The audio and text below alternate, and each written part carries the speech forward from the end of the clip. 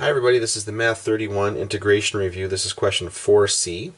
Just have to evaluate this definite integral.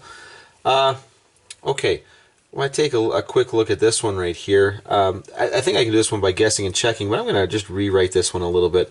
This is the integral from 0 to 1 of e to the positive 2x minus 1 dx. I'm essentially just bringing that expression up into the numerator here. Now, we know that the derivative of an exponential function is the exponential function. So the antiderivative will work the same way.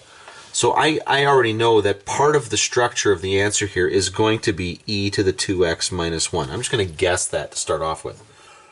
Now, if I take the derivative of this, though, okay, I would get e to the 2x minus 1 multiplied by 2 because of the chain rule here. So in other words, what that means is to finish off my antiderivative, I need to divide by 2.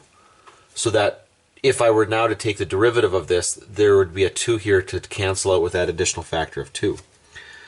And then we're going to evaluate this between 0 and 1.